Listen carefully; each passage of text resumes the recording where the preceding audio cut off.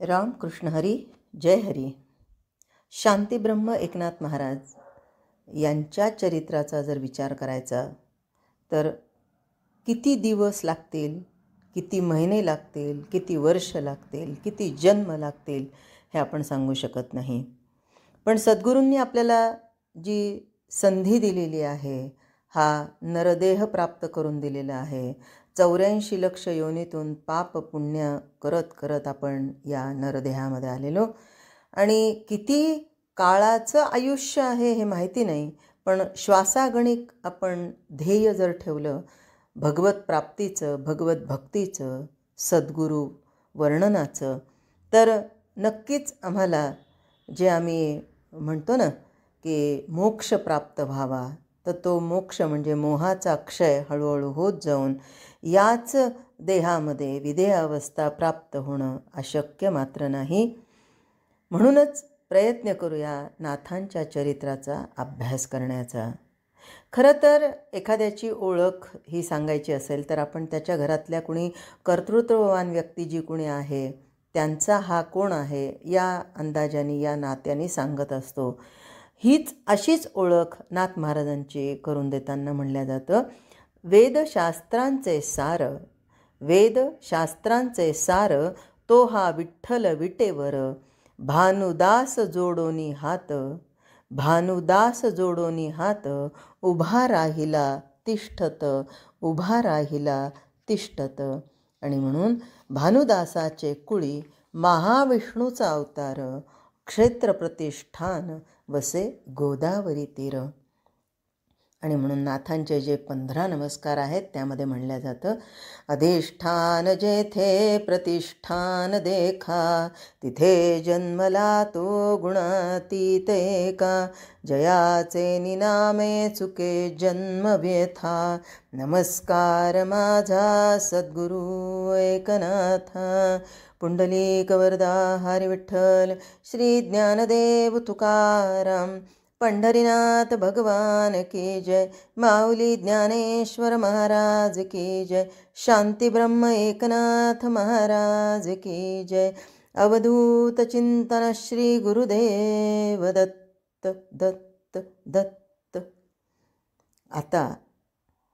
आता आम्ही जेव्हा गर्भातून बाहेर आलेलो आहोत तेव्हा आम्ही म्हणतो कोहम कोहम, पण गर्भामध्ये असताना आम्ही काय म्हणत होतो? सोहम सोहम. आणि अशीच काही अवस्था नाथ महाराजांची झाली. आणि आजोबांना विचारलं, आजोबा मी कोण आहे, मी कोण आहे? देवघरात पूजा करत असलेल्या चक्रपाणींचा डावा खांदा आपल्या दोन्ही हातानं हलवत एकनाथानं चक्रपाणींना विचारलं. ताम्हणातल्या बाळकृष्णाला उजव्या हातातील झारीनं अभ्यंग स्नान घालताना हसत हसत चक्रपाणी म्हणाले, का रे आज हा कसला प्रश्न काढलास रे? तू माझा एकोबा नाहीस का? आहो आजोबा, मी तुमचा नुसता एकोबा नाही, एक्याही आहे हे मला कशाला सांगायला हवं, पण तरीही मी कोण आहे? गंधलेपनाची ताटली चक्रपाणींच्या हाती देत बाल एकनाथ म्हणाला, तू माझा आहेस एवढंच मी जाणतो. तू नसतास तर भानुदासांचा वंश खुंटला असता हेही मी जाणतो. संसार वृक्ष बहरत असतानाच त्याच्या 2 पुष्ट फांद्या अकाली वटल्या रे पोरा, त्यामुळं अवघ्या वृक्षाचंच मूळ बंध डहुळलं, सारा वृक्षच उन्मळून पडेल का काय अशी आशंका मनी उमटली. पण त्या मुळावरचं ही तुझी इवलीशी नाळ घट्ट उभारली आणि तू त्या ढासळत्या फांद्यांच्या कवच्या बाहेर पडून उमलत्या कोंभाप्रमाणे उमटलास रे पोरा. वंश वृक्षाला घट्ट बिलगून त्याचीच एक शाखा झालास. बाल एकनाथाला उराशी घट्ट कवटाळीत त्याच्या टाळूचं अवग्रहण करत चक्रपाणी म्हणाले, नाथ महाराज अर्थात तेव्हाचा एकोबा, आजोबा तुम्ही काय म्हणालात?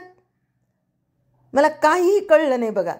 कुठला वृक्ष, कुठल्या शाखा? मला फक्त एकच सांगा, मी कोण आहे? एकोबा गाल फुगवत उद्गारला. अरे, तुझा पिता सूर्यनारायण. चक्रपाणी त्याला सांगत होते, तुझा पिता सूर्यनारायण म्हणजेच माझा पुत्र. तुझी माता रुक्मिणी म्हणजे माझी स्नुषा. आपल्या वंशवृक्षाच्या या 2 शाखा अकाली कोसळल्यानं त्या दोघांचा तू अंश. चक्रपाणी नैवेद्याची वाटी एकनाथाच्या ओठी लावत लावत म्हणाले. परत नाथांचा प्रश्नच. माझा जन्म झाला आणि न पाहिलेले आई बाबा देवाघरी गेले. मी मूळ नक्षत्रावर जन्मलो आणि माता पित्यांच्या मुळावर आलो, हे मला भेटणारे सगळेच जण सांगतात. पण मी कोण आहे याचं कुणीच उत्तर देत नाही. तुम्ही नाही, आजी नाही, मुंजीत संथा दिलेले शास्त्री बुवा नाही, अगदी मुळाक्षरं गिरवून घेणारे पंतोजीही नाही. असं म्हणत नाथ गुरफटून बसला.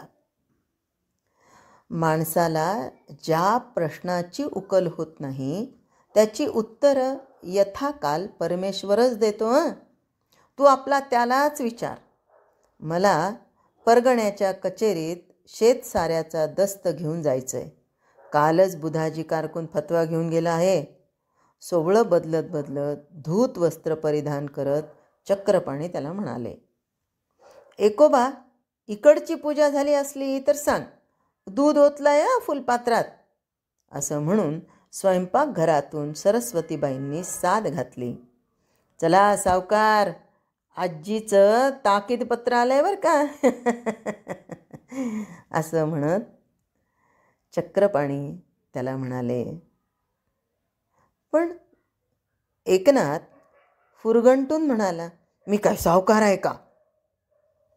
त्याच्या त्या अबोध डोळ्यात खोल बघत चक्रपाणी स्वतःशी बोलल्याप्रमाणे पुटपुटले. सावकारच नाही तर काय, माझं सारं मुद्दलच गहाण आहे रे तुझ्याकडे. पण मुद्दलात मी कोण आहे हे मात्र तुम्ही नाही सांगितलं. देवाला विचार म्हणे. तो मुळात लंगडा आणि मुका. बोलवलं तरी यायचं नाही, विचारलं तरी बोलायचाच नाही. देवघरातल्या लंगड्या बाळकृष्णाकडे एकटक बघत एकनाथ उद्गारला. काय विचारायचं आहे याला एवढं देवाला हो? दारात उभ्या असलेल्या सरस्वतीबाईंनी कौतुका मिश्रित स्वरात विचारलं. आणि चक्रपाणी म्हणाले, मी कोण आहे असा रोकडा सवाल आहे चिरंजीवांचा. कोण आहे म्हणजे? आपण त्याचे आजोबा ना. सरस्वतीबाई स्वतःच्या पायातल्या जोडव्यांकडे पाहत उद्गारल्या. चक्रपाणी म्हणाले, अगं वेडे, मी नाही, तो कोण आहे असा त्याचा प्रश्न आहे. मी त्याला म्हणलं, तू आपला देवाला विचार. तर म्हणतो कसा आपला एका? म्हणे देव आहे मुका. आता तूच सोडो बरं हे कूट. नातवाच्या गालावर हलकीशी चापट प्रेमानं मारत आजोबा म्हणाले. आणि त्यात कूट कसलो एवढं? अरे, तूच तर आमचा बाळकृष्ण आहेस ना. चल आवर बरं आता. चुरम्याचा लाडू खा, दूध पी. आता शास्त्री बुवा येतील बरं का अमरकोश सांगायला. आजी एकनाथाला पुढे घालून स्वयंपाकघरात घेऊन गेली. हे आई विनापूर कपोर आजोबा आजी तळहाताच्या फोडाप्रमाणे सांभाळत होते. आपल्या या नातवाचा त्यांना सार्थ अभिमान वाटत होता. वडीलधाऱ्यांविषयी त्याला आदर होता. सवंगड्यांविषयी ममत्व होतं. समोर येणाऱ्या प्रत्येकाला तो हवा हवासा वाटायचा. कुणी कधी चिडलं, रागावलं तरी तो गोड हसून सगळं काही छान करायचा बघा. मदतीला तर सदैव तत्पर. आजीच्या सारवणासाठी शेणकाला करणं त्याचंच काम. गडी माणसं होती, पण त्यांच्याबरोबर त्याचेही हात शेणानं माखलेले. आजी दळायला बसली की याचाही कवळा हात खुंट्यावर. आजोबा बाहेर निघाले की खुंटीवरचं उपरणं घेऊन हा झालाच हजर. घरी पाणक्या होता, पण पूजेची कळशी एकोबाच आणणार बरं का गोदामाईवरून. आजीचा उपवास असला की एकनाथ बसले खलबत्ता घेऊन शेंगदाणे कुटायला. दारी कुणी याचक आला तर पहिली बाळमूठ याचीच पडणार त्याच्या कटोऱ्यात. ओसरीवर कुणी अतिथी अभ्यागत आले की हाच पळणार प्रथम गूळ पाणी घेऊन. असा हा बालपणीचा एकोबा. राम कृष्ण हरी. जय हरी.